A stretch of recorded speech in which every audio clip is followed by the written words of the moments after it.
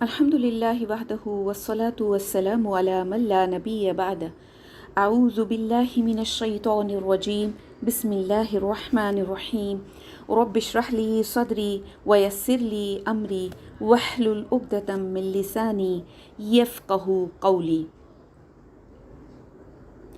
آج ہم اسلامی مہینے ذوالقعدہ سے متعلق کچھ امپورٹنٹ پوائنٹس کو سمجھیں گے۔ ذوالقعدہ یہ مہینہ اسپیشل کیوں ہے؟ اس کو جاننے کے لیے سورہ توبہ کی آیت نمبر 36 کو سمجھتے ہیں۔ اللہ تعالیٰ اس آیت میں فرماتے ہیں کہ بے شک مہینوں کی گنتی اللہ کے نزدیک لوح محفوظ میں 12 ہے، اور یہ اس دن سے ہے جب سے اللہ نے آسمانوں اور زمین کو پیدا کیا ہے۔ ان میں سے 4 مہینے حرمت و ادب کے ہیں، یہی مضبوط دین ہے، اس لیے تم ان مہینوں میں اپنی جانوں پر ظلم نہ کرو۔ ہم اس آیت کو 2 پارٹس میں سمجھیں گے۔ پہلے پارٹ میں ہم 4 حرمت والے مہینے یعنی 4 سیکریڈ منتھس کو جانیں گے، اور پھر دوسرے پارٹ میں یہ جو آخر میں کہا گیا نا اس آیت میں کہ اس لیے تم ان مہینوں میں اپنی جانوں پر ظلم نہ کرو، اس کو انشاءاللہ تعالی سمجھیں گے۔ حرمت والے مہینے یعنی ادب و احترام والے مہینے، اس کے بارے میں بخاری کی ایک حدیث سے ہم کو معلوم ہوتا ہے۔ اللہ کے رسول صلی اللہ علیہ وسلم نے فرمایا، سال 12 مہینوں کا ہوتا ہے، اس میں سے 4 مہینے حرمت کے ہیں، اور وہ مہینے ذوالقعدہ، ذوالحجہ، محرم اور رجب ہیں۔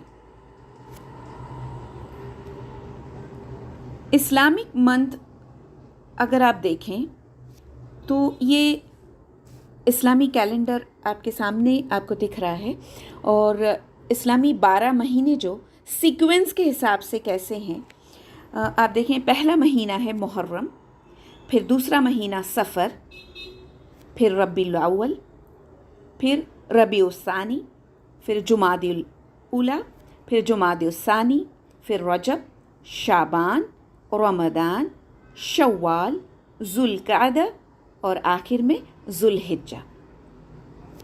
ان 12 مہینوں میں سے 4 مہینے جو ہیں وہ حرمت کے ہیں۔ پہلا محرم جو ہجری سال کا پہلا مہینہ ہے، دوسرا جو حرمت والا مہینہ ہے وہ 7th منتھ رجب ہے، تیسرا 11th منتھ ذوالقعدہ ہے، اور چوتھا جو حرمت والا مہینہ ہے وہ 12th منتھ ہے، last month of the year, جو کہ ذوالحجہ ہے۔ اس طرح سال کے شروع میں، پھر سال کے مڈل میں ہم دیکھ رہے ہیں، اور پھر آخر میں 2 حرمت والے مہینے آتے ہیں۔ ذوالقعدہ جو 11 منتھ ہے اسلامی کیلنڈر کا، اس سے ریلیٹڈ کچھ پوائنٹس کو سمجھتے ہیں۔ ذوالقعدہ ایک ایلیٹ منتھ ہے کیونکہ اللہ نے اسے حرمت والے مہینوں کے لیے چوز کیا، جیسے کہ اللہ تعالیٰ قرآن میں فرماتے ہیں وہ جسے چاہتا ہے اسے کریٹ کرتا ہے، اور پھر وہ جسے چاہتا ہے اس کو چوز بھی کرتا ہے۔ اس لیے ہمیں اس مہینے کا ادب و احترام کرنا چاہیے، کیونکہ یہ حرمت والا یعنی حرمت کا مطلب ہوتا ہے عزت، ادب و احترام والا مہینہ ہے۔ سورہ توبہ کی آیت نمبر 36 کے اگلے پارٹ کو سمجھتے ہیں، جہاں اللہ نے ان مہینوں میں ہمیں اپنی جانوں پر ظلم کرنے سے منع کیا، یعنی حرمت والے مہینوں میں خصوصی طور پر گناہ کے کام نہ کرو، ایسے اللہ سبحانہ وتعالیٰ نے اس آیت میں ہمیں بتایا۔ ظلم تو ویسے بھی سال کے 12 مہینوں میں ممنوع ہے، یعنی ہم کو نہیں کرنا چاہیے، لیکن ان 4 مہینوں کی عزت و حرمت اور ان کے تقدس کی وجہ سے اللہ سبحانہ وتعالیٰ نے خاص طور پر ان میں اپنی جانوں پر ظلم کرنے سے ہمیں منع کیا ہے۔ اس ظلم سے کیا مراد ہے؟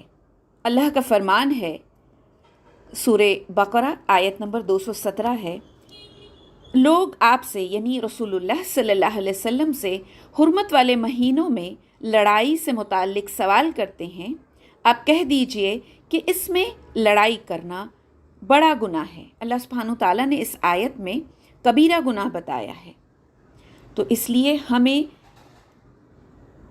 ان حرمت والے مہینوں میں خصوصی طور پر لڑائی جھگڑے سے پرہیز کرنا ہے، بچنا ہے، بچانا ہے اپنے آپ کو۔ انفیکٹ اللہ ہم کو توفیق دے۔ ذوالقعدہ یہ ہسٹوریکلی اسپیشل کیوں ہے، اس کو سمجھتے ہیں۔ آپ اگر اس کے معنی پر دھیان دیں تو اس مہینے کا جو نام ہے وہ ہے ذوالقعدہ۔ قعدہ کا مطلب ہوتا ہے بیٹھنا۔ تو اگر آپ اس ایرا کی بات کریں تو اس زمانے میں کیا ہوتا تھا کہ لوگ آپس میں بہت زیادہ لڑائی جھگڑا کیا کرتے تھے، لوٹ پاٹ کیا کرتے تھے۔ تو یہ ذوالقعدہ یعنی بیٹھنے والا مہینہ۔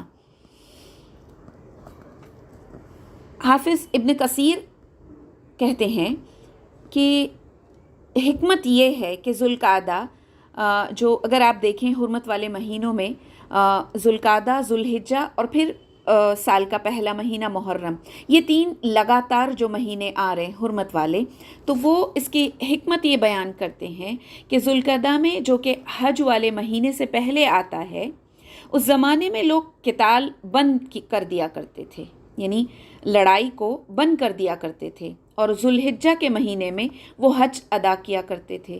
پھر اس کے بعد ایک اور مہینہ بھی، یعنی محرم جو ذوالحجہ کے بعد آتا ہے، حج کے مہینے کے بعد آتا ہے، اس کو بھی حرمت والا قرار دے دیا تاکہ جو لوگ حج کرنے کے لیے آئے ہوئے ہیں وہ امن و امان سے اپنے وطن کو لوٹ سکیں۔ ذوالحجہ سے پہلے والا مہینہ ذوالقعدہ ہے، وہ اس مہینے میں آئیں، اپنی حج کی ادائیگی کریں اور پھر اگلے مہینے تک لوٹ جائیں۔ پھر سال کے درمیان میں ایک اور مہینہ حرمت والا قرار دیا، اور وہ کون سا ہے؟ رجب، جس کو ہم نے تھوڑی دیر پہلے دیکھا۔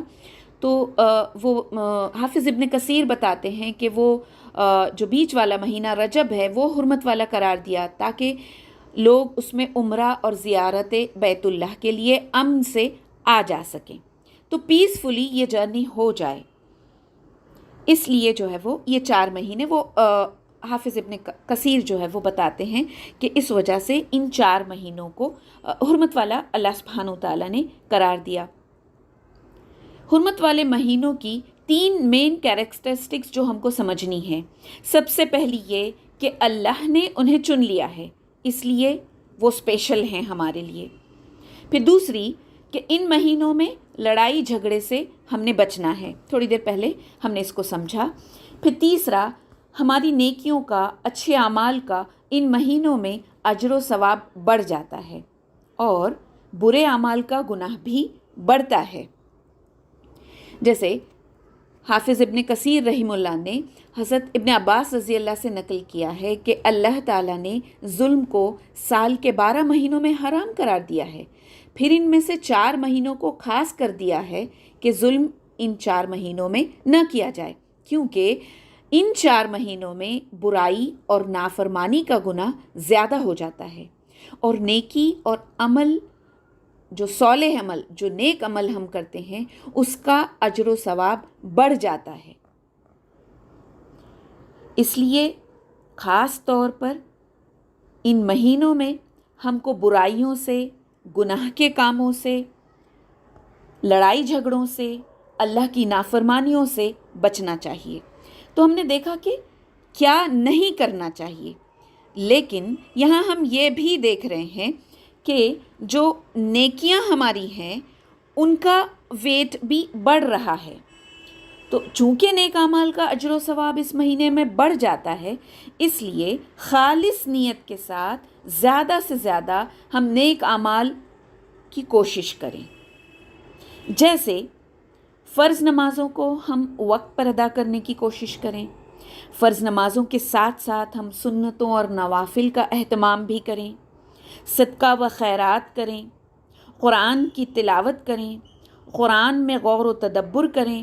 اگر ہم قرآن کو انڈرسٹینڈنگ کے ساتھ سمجھیں گے تو انشاءاللہ اس پر عمل کرنے والے بنیں گے، اور اللہ سبحانہ تعالیٰ نے قرآن کو اتارا ہی اس لیے ہے کہ ہم اس پر عمل کریں۔ قرآن سارا کا سارا اللہ کا میسج ہے، تو ان حرمت والے مہینوں میں خاص طور پر دھیان دیں، اس نیکی کے عمل کی طرف اپنے آپ کو لے جائیں، قرآن کو سمجھیں، اور نیت یہ رہے کہ میرے رب، میں تیرے کلام کو سمجھ رہی ہوں، صرف تلاوت نہیں کر رہی ہوں، تلاوت بھی کر رہی ہوں، ساتھ ہی ساتھ اس میں غور و تدبر کر رہی ہوں، اس پر سمجھ رہی ہوں، اور تو میری مدد کر کہ میں اس پر عمل بھی کروں۔ یہ تیرے جو میسیجز ہیں قرآن میں اس پر عمل کرنے والی بھی بنوں انشاءاللہ۔ پھر اسی طرح سے ان مہینوں میں ثواب جاریہ کے کام جیسے مسجد کی تعمیر وغیرہ میں استطاعت کے مطابق خرچ کریں، صلہ رحمی کریں، اس کے بارے میں بھی اللہ سبحانہ و تعالیٰ نے قرآن میں ہم کو بتایا ہے۔ آخر میں اللہ تعالیٰ سے یہ دعا ہے کہ اللہ ان حرمت والے مہینوں میں ہم کو زیادہ سے زیادہ نیکی کرنے والا بنائے، نیکیوں پر عمل کرنے والا بنائے، اور اللہ ہماری یہ ساری نیکیوں کو قبول کرے اور ہم کو اس کا بے حساب اجر و ثواب عطا فرمائے۔ آمین۔